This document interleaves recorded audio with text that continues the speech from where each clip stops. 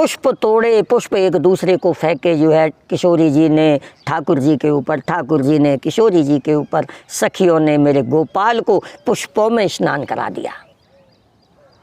और उन पुष्पों का जो रंग है वो इस प्रकार से बिखर गया कि मेरे गोपाल का भी रंग बिरंगा हो गया।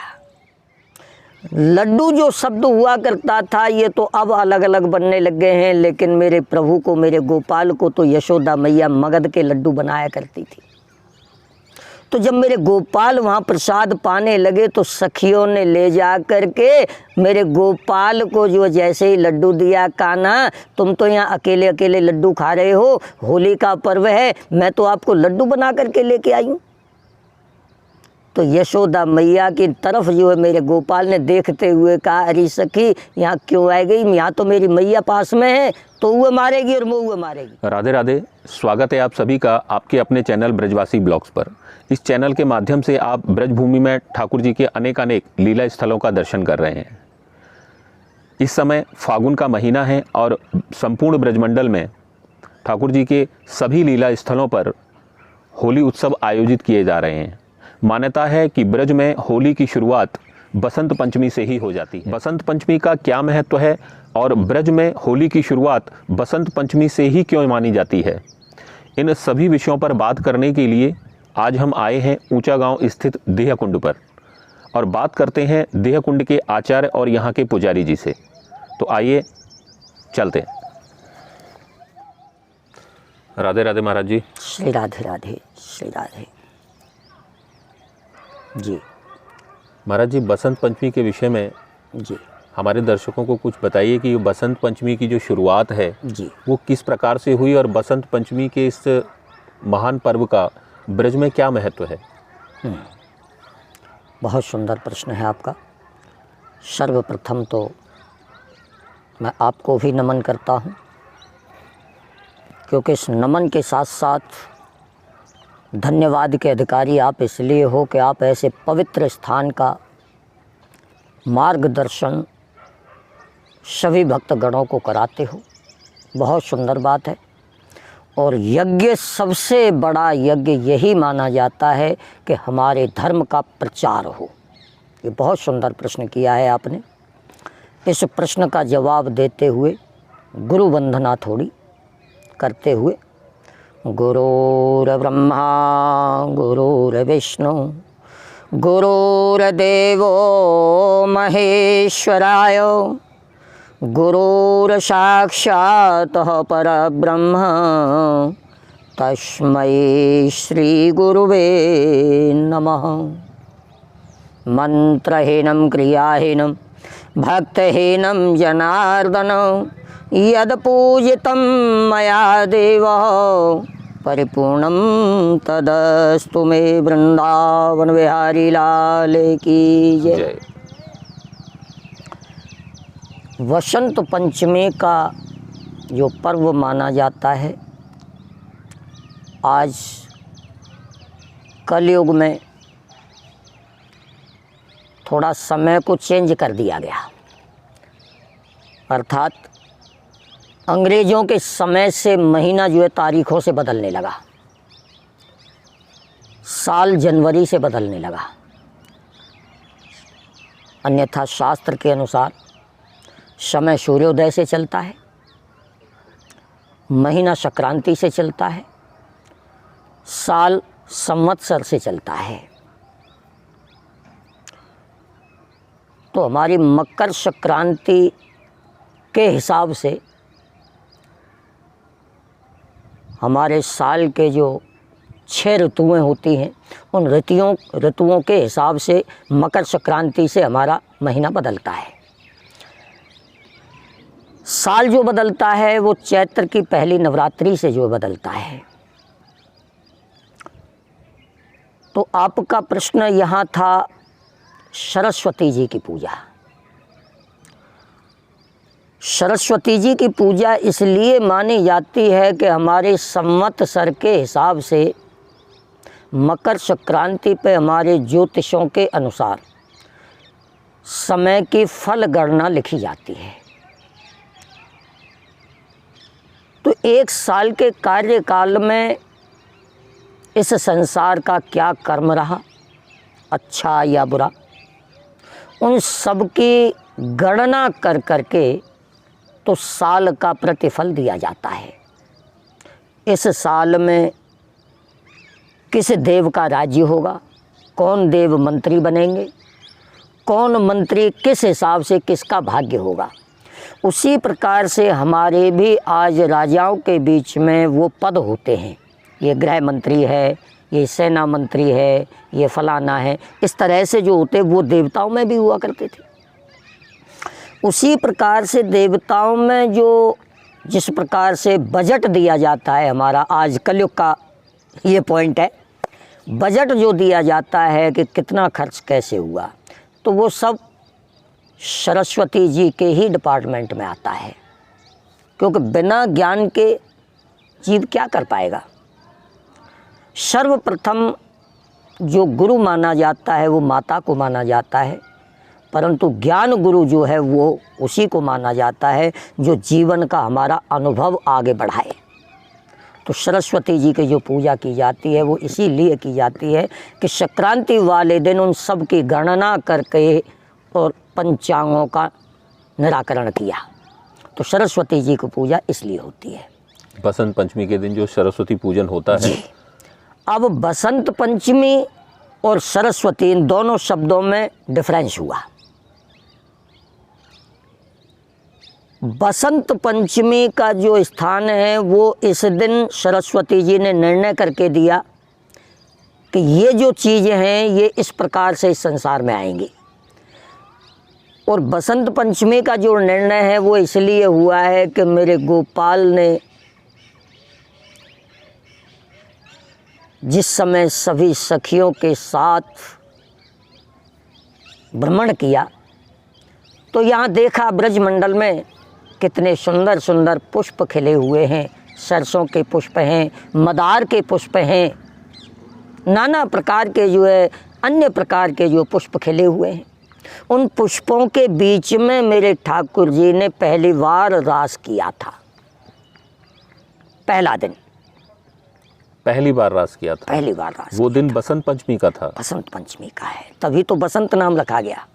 अच्छा, मतलब भगवान ने पहली बार गोपियों के साथ रास किया। गोपियों के साथ रास किया पहली बार भगवान। पहली बार वो बसंत पंचमी के दिन भ्रमण, किया। हाँ, भ्रमण करते हुए। भाई जनवरी के महीने में तो होली नहीं खेली जाती जी, फागुन के महीने में क्यों खेली गई? बसंत पंचमी माघ के महीने में, मार्गशीर्ष सवा महीने पहले डांडो गड़ गया है, ब्रज भाषा में कह दें जी। भाई आज तो ब्रज मंडल में डांडो गड़ गए होली को, या फाग रख दिया। फाग रख दिया, तो सवा महीने पहले डांडो गड़ गया है। हमारे गोपाल जी को वो डांडो क्यों गड़ गए हो? क्योंकि मेरे गोपाल ने सखियों को साथ में लेकर के रास रचाया, परंतु आज के जैसी होली नहीं, उल्टे सीधे जो है रंग डालना या अपनी दुश्मनी निकालना, ऐसा भाव नहीं था। वो तो प्रेम रस था। पुष्प तोड़े, पुष्प एक दूसरे को फेंके जो है किशोरी जी ने ठाकुर जी के ऊपर, ठाकुर जी ने किशोरी जी के ऊपर, सखियों ने मेरे गोपाल को पुष्पों में स्नान करा दिया। और उन पुष्पों का जो रंग है वो इस प्रकार से बिखर गया कि मेरे गोपाल का भी रंग बिरंगा हो गया। अब यहाँ कोई वैसा बनावटी रंग तो था नहीं, ये तो ओरिजिनल पुष्पों के कलर थे। तो इतना प्रीत रंग बन गया, इतना प्यारा रंग बन गया कि मेरे गोपाल ने कह दिया, अरे बसंती तूने तो मुझे अपने रंग में रंग दिया। मेरे गोपाल ने कहा सखी से, अरे बसंती तैने तो मुझे अपने रंग में रंग दिया। जैसी तू ब्रज की काली गोरी है, रंग बसंती है, चोले बसंती हैं, अरे बसंती तूने मुझे रंग दिया। और बस उसी नाम से बसंती नाम रख गया, बसंत पंचमी नाम हो गया। अच्छा, साधारण तौर पर ये पंचमी का दिन रहा था, लेकिन ये ठाकुर जी ने इस प्रकार से लीला की जी, और बसंती रंग में सबको रंग दिया, सब लोग वहाँ बसंती हो गए। तो उस शब्द की वजह से इस पंचमी का नाम बसंत पंचमी रखा। और उसी दिन से ये 40 दिन का, सवा महीने का होली का पर्व मनाया जाता है। और अंतिम का जो होली का जो पर्व है वो आप सबको पता है कि भक्त प्रहलाद की वजह से होलिका दहन हुआ। और ये सब किसी भी पौराणिक कथा को आप लेकर के चलिए, किसी भी XYZ किसी भी पौराणिक कथा को आप ले लीजिए, जब दुष्टों के ऊपर हमने विजय पाई, देवताओं ने विजय पाई, तो त्यौहार मनाया गया। जी भाई दीपावली को आप लेके चलोगे तो दीपावली में क्या है, वो भी एक राक्षसों पे विजय पाई राम जी ने। यहाँ होली पर्व है, होली पर्व में भी यहाँ होलिका दहन, यानी मेरे ठाकुर ने, मेरे गोपाल ने राक्षसों पे विजय पाई, प्रहलाद की विजय हुई, होलिका का दहन हुआ। तो ये उस 40 दिन का परिसर है। जबकि ब्रज मंडल में तो बसंत पंचमी से लेकर के अक्षय तृतीया तक होली चलती है। अक्षय तृतीया तक होली चलती अक्षय तृतीया तक, अक्षय तृतीया बैसाख मास शुक्ला तृतीया तक माना जाता है ब्रज में होली का। ब्रज में होली का। इसमें कोई भी जीव किसी भी प्रकार से यदि आता है या होली खेलता है तो कोई किसी का बुरा नहीं मानता। संक्रांति से लेकर के, बसंत पंचमी से लेकर के और अक्षय तृतीया तक हमारा ब्रज मंडल में होली पर्व चलता है। ये तभी से मेरे ठाकुर का, मेरे गोपाल का ये पर्व है, त्योहार है। तो महाराज जी, जैसे बसंत पंचमी से आपने बताया कि ब्रज में फाग महोत्सव की शुरुआत हो जाती है जी, और आपने एक शब्द उपयोग किया कि ब्रज में डाणा गढ़ जाता है जी, है ना। तो ये 40 दिन तक चलता है ये कार्यक्रम ब्रज के अंदर जी। तो और ब्रज में मैंने देखा है बहुत अनेकानेक प्रकार की यहाँ पर होली भी खेली जाती हैं जी।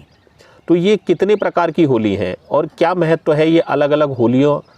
मैंने जैसे सुना है मैंने कि यहाँ पर लठमार होली होती है जी, यहाँ पर लड्डू मार होली भी होती है जी, यहाँ पर फूल मार होली भी होती है जी, और भी अनेकानेक प्रकार की होलियाँ यहाँ पर प्रसिद्ध हैं। तो इनके पीछे क्या महत्व है इनका, लठमार होली या फूल मार होली या लड्डू मार होली? बड़ा सुंदर प्रश्न आपने किया है, बहुत सुंदर प्रश्न है। ब्रज मंडल में भगवान के भी 56 भोग लगा करते हैं। ये तो प्रसिद्ध शब्द है, आपने हर जगह सुना होगा। और ब्रज मंडल के कुछ मुख्य प्रसाद भी हैं, जैसे कि पान बीड़ी, मिष्टानों में तस्मई खीर को कहते हैं, रसमलाई, ये सब मेरे गोपाल के व्यंजन हैं प्रिय। क्यों कि रसमलाई किससे बनी? दुग्ध से, किसी मैदे से या किसी वस्तु से वैसी से नहीं बनी, जो कि पवित्र है, रत्न है, दूध में से। और मेरे गोपाल तो गौओं की सेवा करते रहे। लड्डू जो शब्द हुआ करता था ये तो अब अलग अलग बनने लग गए हैं, लेकिन मेरे प्रभु को, मेरे गोपाल को तो यशोदा मैया मगध के लड्डू बनाया करती थी। तो जब मेरे गोपाल वहाँ प्रसाद पाने लगे तो सखियों ने ले जा कर के मेरे गोपाल को जो जैसे ही लड्डू दिया, कान्हा तुम तो यहाँ अकेले अकेले लड्डू खा रहे हो, होली का पर्व है, मैं तो आपको लड्डू बना करके लेके आई हूँ। तो यशोदा मैया की तरफ जो है मेरे गोपाल ने देखते हुए कहा, अरे सखी यहाँ क्यों आ गई, यहाँ तो मेरी मैया पास में है, तो वो मारेगी और वो मारेगी। बोले गोपाल आज तो मैं लड्डू खवाए के ही जाऊँगी, चाहे मैया है या ना है। ऐसा प्रेम भाव था, ऐसा प्रेम। बोले मैं तो खवाए के जाऊँगी। बोले मैं नहीं आ सकता, मैं नहीं, क्योंकि मैया है और माँ का अधिकार परमात्मा से बड़ा है। मेरे गोपाल यशोदा मैया के डर की वजह से उठ के नहीं आए और सखी दरवाजे पर लड्डू लेके खड़ी है। बहुत कहा गोपाल आ जाओ, बोले नहीं आऊँगा, यशोदा मैया आया। बोले ठीक है, ना आओगे तो मैं खवा के तो जाऊँगी। मेरे गोपाल को कुछ हास्य वाक्य कहा, गोपाल हंसने लगे और जैसे ही मेरे गोपाल का मुख खुला वैसे ही सखी ने लड्डू फेंक करके दे दिया। मेरे गोपाल ने लड्डू को कैच किया, बस वहीं से लड्डू मार होली शुरू हो गई। सखी ने फेंक करके लड्डू दिया गोपाल को। मतलब ये भी भगवान और उनके भक्त यानी गोपियों के बीच में, सखियों के बीच में एक प्रेम की लीला थी, प्रेम लीला थी, जहाँ से ये लड्डू मार होली की शुरुआत हुई। जी एक प्रेम लीला है ये भी जी। यहाँ पे। और ये कहाँ की लीला है? नंदगांव की। अच्छा, ये नंदगांव से शुरुआत हुई इस लड्डू मार होली की। जी। और ये लठ मार होली का, ये भी वहीं से? नहीं, ये जैसे होली तो एक प्रेम का त्योहार है, और जैसा आपने बताया कि बसंत पंचमी पर भगवान ने पहली बार रास किया, पहली बार वन विहार किया गोपियों के साथ में, जी। तो वहाँ से शुरुआत हुई। और ये फूल होली से शुरुआत हुई। जी। बसंत ऋतु में जो जी। अनेक अनेक प्रकार के फूल खिलते हैं, जी उनके साथ में भगवान ने होली खेली है। जी तो फूल होली तो वहाँ से शुरू हो गई। जी। लेकिन ये लठ मार होली का प्रचलन कब से प्रारंभ हुआ? हाँ। क्या लीला भगवान ने की? बिल्कुल बिल्कुल बिल्कुल, बहुत सुंदर शब्द है। ये लठमार जो होली चली है, ये मेरे गोपाल यहाँ आए थे, बरसाना आए। तो किशोरी जी बैठी थी अपने महल में, मेरे गोपाल भेष बदल के आए, बंसी को अपनी आटी में छुपा लिया, करधनी में छुपा लिया, और मेरे गोपाल का जो गाय चराने का जो लठ था वो हाथ में, बुजुर्ग का जो है रूप रख करके बुजुर्ग बन के मेरे गोपाल आए और किशोरी जी को कहने लगे, बोले राधा आ जाओ, रास रचाएंगे। बोले गोपाल अभी मैं घर का काम कर रही हूँ। अच्छा, किशोरी जी को मालूम था कि ये भगवान कृष्ण हैं जो भेष बदल कर आए वो थे? तो एक रूप दो दे ही, वहाँ तो कहने की जरूरत ही नहीं है कि नहीं पहचाना। नहीं, व्यावहारिक रूप से भी उनको ये ज्ञान था उस समय। परब्रह्म है भाई, राधा कृष्ण सनेही एक रूप दो देही, एक प्राण दो देही।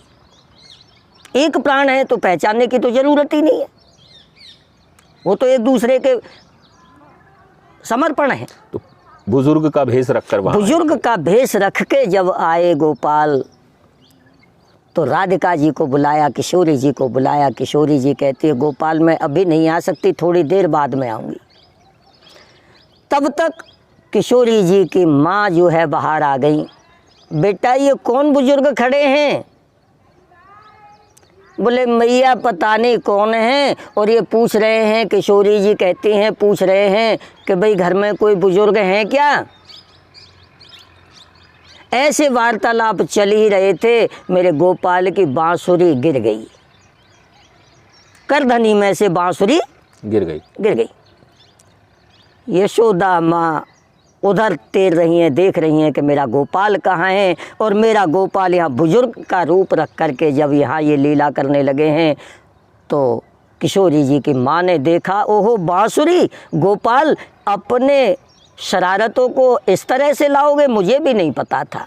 जैसे ही माता भागने लगी तो डंडा छीन लिया गोपाल का। अब जैसे ही डंडा छीना है, मेरे गोपाल भागने लगे, माता ने गोपाल को पकड़ लिया। बोले आज तो बूढ़े बन के आए हो, तो तुम्हारा बुढ़ापा ही ठीक करती हूँ। थोड़ा सा दो डंडे जो है लगा देनी, और वहीं से लठमार होली शुरू हो गई। अच्छा, तो ये मतलब जो राधा रानी की माँ थी कीर्ति मैया जी, उन्होंने भगवान को पहली बार उन्होंने भगवान को लठ से या एक प्रतीकात्मक रूप में, हाँ, प्रेम से, हास्य वाक्य में उनको जो है लठ का उपयोग उन्होंने भगवान के लिए किया उन्होंने था, किया बुजुर्ग के रूप में। तो उसके बाद फिर ये ब्रज में लठमार होली का प्रचलन नियमित हो गया। ऐसे नहीं हुआ। उसके बाद गोपाल तो चले गए नंदगांव। यशोदा मैया को जा कर के कहा, बोले मैया आज तो ऐसे ऐसे हुआ। बोले अच्छा, तो गोपाल शरारत तो तुम्हारी भी है। और उसके बाद आदान प्रदान जब होने लगा किशोरी जी का नंदगांव, तो उसके बाद बरसाने के जितने बुजुर्ग हैं वो नंदगांव लठमार होली खेलने जाते हैं, जेंट्स। और नंदगांव के जितने जेंट्स हैं वो सब बरसाना आते हैं। बरसाने की सखियां होती हैं, नंदगांव के बुजुर्ग होते हैं। नंदगांव की सखियां होती हैं, बरसाने के बुजुर्ग होते हैं। ये पगड़ी जो बांध के आपने देखा भी होगा, पगड़ी बांध के ढाल लेके जो लठमार होली होती है, ये उसी का प्रतिरूप है कि मेरे गोपाल बुजुर्ग बन के आए खेल खेलने के लिए। अच्छा, ये जो पगड़ी बांधी जाती है ये एक बुजुर्ग होने का प्रतीक है, सम्मानित और आदरणीय होने का सबूत है, प्रमाण है ये जी। तो इसीलिए ये तभी से पगड़ी की प्रथा भी चली आ रही है, प्रथा चली आ रही है कि जो नंदगांव से जो लोग आते हैं बरसाना होली खेलने के लिए, वो स्वाफा या पगड़ी पहन कर ही होली खेलते हैं। बिल्कुल। और फिर बरसाने के लोग भी अगले दिन जाते हैं वहाँ खेलने के लिए, तो वो भी इसी प्रकार पगड़ी स्वाफा पहन कर जाते हैं जी। तभी से ये होली, लठमार होली, पुष्प होली, लड्डू मार होली, ये सब मेरे कान्हा की लीला तो इतनी अपर्वल है कि जितनी इनको बताया जाए, जितनी इनकी गाथा गाई जाए, जितना भी इनका स्मरण किया जाए, उतना ही रस ज़्यादा बढ़ता चला जाता है मेरे गोपाल। इस तरह से ये ब्रज में बसंत पंचमी से लेकर के और जैसा आपने बताया कि होलिका दहन तक जी, ये 40 दिन, लगभग 40 दिन का समय अंतराल जी, ये ब्रज में फाग महोत्सव और होली उत्सव बराबर चलता है। और विशेष आकर्षण यहाँ ब्रज में नंदगांव और बरसाना की ही होली होती है। वो इसलिए होती है कि एक शब्द हमारे ब्रज मंडल का है, भट्ट नारायण अति सरिस, सुना भी होगा आपने जी। भट्ट नारायण अति सरिस ब्रज मंडल सोहेत, ठोर ठोर रचना रची निकट जान संकेत। जी। संकेत को बीच में ही क्यों लिया? कोई तो कारण होगा जी। संकेत वट जो है, ये संकेत वट जो है, निकट जान संकेत, जहाँ राधा रानी का भगवान से मिलन हुआ है, संकेत हुए हैं जी, उसी की बात कर रहे हैं ना? जी हाँ। अब यहाँ आप देखिए कि भट्ट नारायण अति सरिस, अति सरस का मतलब निर्मल। भट्ट नारायण जी ने इस ब्रज भूमि का प्राकट्य किया, पूरे ब्रज में घूम करके आए, परंतु ब्रज मंडल में कहीं कुछ मिला, कहीं कुछ मिला, कहीं कोई राक्षस आया, कहीं कोई राक्षस आया, लेकिन इस बीच में किसी राक्षस की कोई ताकत नहीं चली, क्योंकि यहाँ तो राधा रस है, प्रेम रस है, यहाँ पर प्रेम रस है, राधा रस है। तो जब भट्ट नारायण जी ने ये देखा कि भट्ट नारायण अति सरिस निकट जान संकेत, जब देखा कि संकेत भगवान का मिलन यहाँ हुआ, यहाँ तो प्रेम रस है, तो इससे ज़्यादा सरिस, इससे ज़्यादा प्रिय स्थान कहीं नहीं हो सकता। मेरे ठाकुर का मिलन यहाँ हुआ, मेरे ठाकुर का जीवन यहाँ चलायमान हुआ, जन्म वहाँ हुआ, आए नंदगांव में है, ये सब चीज़ें, राधा रानी का मिलन यहाँ हुआ, राधा रानी का स्थान यहाँ हुआ, ये सब स्थिति सब निर्मल देख करके जब भट्ट नारायण जी ने यहाँ भगवान का प्राकट्य रूप प्रदान किया, देव कुंड का स्थान हुआ, यशोदा कुंड हुआ, वृंदा कुंड हुआ, यानी इतने बड़े बड़े तीर्थ जितने हैं वो केवल इस क्षेत्र में हैं। अब यमुना नदी को आप लेकर के चलते हो तो यमुना नदी कहाँ से चल करके और कहाँ तक पहुँच गई, लेकिन यशोदा कुंड तो कहीं भी नहीं गया ब्रज को छोड़ के। देवकुंड नहीं गया, वृंदा कुंड नहीं गया, मानसी गंगा नहीं गई। तो जितने भी पौराणिक स्थान हैं वो केवल इस क्षेत्र में हैं। चार धाम निज धाम, ये निज धाम क्यों है कि इन चारों धामों में अपने निजी भगवान के हाथ के कार्य हैं। स्वयं मेरे गोपाल ने जो अपने हाथों से काम किया,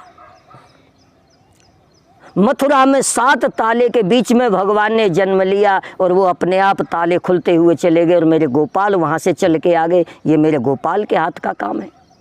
अच्छा महाराज जी, एक प्रश्न और मेरे मन में आ रहा है। ऐसा मान्यता है, मैंने बहुत से संतों से ऐसा सुना है यहाँ ब्रज के विषय में। ब्रजमंडल वैसे तो 84 कोस में इसका विस्तार है जी, लेकिन ऐसा मान्यता भी है और ऐसा दोहे और चौपाइयों के माध्यम से यहाँ कहा भी जाता है कि ब्रजमंडल में जानिए 4 गांव निज धाम, वृंदावन और मधुपुरी, बरसानो नंदगाम। तो इनको 4 धामों की जो संज्ञा दी गई है, या 4 धामों की यात्रा के बराबर पुण्य फल इन 4 स्थानों का करने से प्राप्त होता है। बिल्कुल। इसके पीछे क्या महत्व है? इन्हें 4 धामों की संज्ञा किस आधार पर दी गई? 4 धामों की संज्ञा इसलिए दी गई है कि पहला धाम वृंदावन जी। वृंदावन वो इसलिए है कि वृंदा जो है ये तुलसी है, तो वहाँ केवल तुलसी तुलसी हुआ करती थी उस समय। वृंदावन इसलिए हुआ, तुलसी का वन था, वृंदा का वन था जी, इसलिए उसका नाम वृंदावन रखा। और बिना तुलसी के तो स्वयं भगवान प्रसाद भी नहीं पाते जी। तो उसकी व्याख्या तो मेरी तो क्या चले, स्वयं सुखदेव जी भी नहीं कर पाए, मेरी तो औकात क्या है। तुलसी तो मेरे गोपाल के हृदय में वास करती हैं, तो मुख्य स्थान वो हुआ ही। मथुरा में स्वयं मेरे प्रभु का प्राकट्य हुआ, उससे बड़ा स्थान होगा भी कौन? जन्म स्थान हो गया वो। जन्म स्थान है। बरसाना मुख्य स्थान इसलिए हुआ, एक प्राण दो देही। इन चारों जगह मेरे ठाकुर जी के प्राण बसते हैं। वृंदा है वो भी प्राण है। और नंदगांव में महाराज जी? नंदगांव में भगवान को पहुंचाया गया जन्म के बाद में, नंद बाबा के पास पहुंचाया गया, यहाँ से कन्या ले जाई गई, तो वहाँ प्रभु का वास हुआ नंदगांव में भी। तो 4 स्थान निज इसलिए बताए हैं कि यहाँ प्रभु के प्राण बसते हैं मेरे गोपाल के। और जगह लीला की है 84 कोस में, कहीं मटकी फोड़ी है, कहीं सखियों के साथ में रास रचाया है, कहीं कुछ किया, ये सब जो है लीलाएं की है प्रभु ने। मतलब इन 4 स्थानों पे जैसा आपने बताया कि मथुरा में, वृंदावन में वृंदा यानी तुलसी जी, तो तुलसी का वन होने के कारण, और चूंकि तुलसी भगवान को अति प्रिय भी है, तो उस कारण उस जगह का विशेष महत्व, उनमें से एक धाम उसको माना गया जी। मधुपुरी यानी मथुरा, मथुरा में भगवान का स्वयं जन्म हुआ, बिल्कुल, इसलिए उसका महत्व है जी। और बरसाना जहाँ स्वयं ब्रज अधिष्ठात्री राधा रानी का निवास स्थान भी है और जन्म स्थान भी है, इस कारण उसे एक धाम माना गया। और नंदगांव जो जन्म लेने के बाद भगवान भरण पोषण यहाँ हुआ प्रभु आकर का, रहने लगे, पालन पोषण उनका जो बड़े हुए भगवान ब्रज में, बिल्कुल, ब्रज से जाते समय तक वो यही नंदगांव में रहे। नंदगांव में रहे, तो इसलिए इन 4 स्थानों को 4 धाम की संज्ञा दी जाती है, संज्ञा दी जाती है। अर्थात अगर हम इन 4 गांव का या 4 स्थानों का दर्शन कर लें तो पूरे ब्रज के हो गए, संपूर्ण ब्रज का दर्शन इसमें समाहित हो जाता है। बिल्कुल। और उन सब के पश्चात जो भगवान ने स्वयं देहा अर्पण किया, देह अर्पण किया, देह का दान किया जी। शास्त्रों में तो उन 4 धाम से भी बड़ा जो है महत्व बताया गया देह कुंड का, देह कुंड का, जहाँ इस समय हम लोग बैठे हैं, हम लोग विराजमान हैं जी। इन 4 से बढ़ करके जो स्थान शास्त्रों में दिया गया, देह कुंड का दिया गया। क्यों? कि जहाँ जीव की गति होती है, देह की गति होती है, उससे बड़ा स्थान कहाँ है। देह को तोल करके यहाँ दान किया मेरे गोपाल ने। किशोरी जी का जो देह तुला दान हुआ, कोई भी ग्रह आती है, कोई भी कष्ट आता है, तो हम आप लोग जो है ब्राह्मणों के पास जाते हैं, ज्योतिषियों के पास जाते हैं, और वो उस ग्रह के अनुसार बताते हैं कि महाराज आप तुला दान कर दीजिए। तो ये तुला दान कहाँ से प्रचलित हुआ? ये यहीं से प्रचलित हुआ है जी। मेरे गोपाल ने देह को तोल करके दान किया। मतलब देह का तुला दान, जी, तुला दान तो बहुत सारी चीज़ों का होता है, लेकिन देह का तुला दान हाँ, पहली बार इसी स्थान पहली पर बार हुआ। स्थान पे हुआ, इसीलिए इस स्थान जी, का नाम देह कुंड हुआ, देह कुंड हुआ। तो ये 4 धाम जो बताए गए हैं वो केवल इसलिए बताए गए हैं कि यहाँ भगवान के प्राण बसते हैं। जी, भगवान के प्राण बसते हैं जी। तो ये ब्रजमंडल का महत्व, यहाँ की कथा, प्रभु। बहुत सुंदर वर्णन महाराज जी आज आपने हमें बताया, और बहुत अच्छे तरीके से आपने ये बताया कि ब्रज में बसंत पंचमी का क्या महत्व है। ब्रज में जो अनेकानेक प्रकार के होली उत्सव होते हैं, जिनमें लठमार होली, फूल होली और अनेकानेक प्रकार की जो होली होती हैं, उन सब के विषय में भी महाराज जी ने बताया कि इनका प्रचलन और प्रारंभ किस प्रकार से ब्रज में हुआ। तो बहुत सुंदर वर्णन महाराज जी ने आज बसंत पंचमी का और ब्रज में फाग महत्व का हमें बताया। ये वीडियो आपको कैसा लगा हमें कमेंट बॉक्स में लिखकर अवश्य बताएं, और चैनल को अधिक से अधिक सब्सक्राइब करें, ताकि ऐसी ही और वीडियो ब्रजभूमि से हम आपके लिए लाते रहें। ऊंचा गांव देयकुंड से आप सभी को मेरा राधे राधे।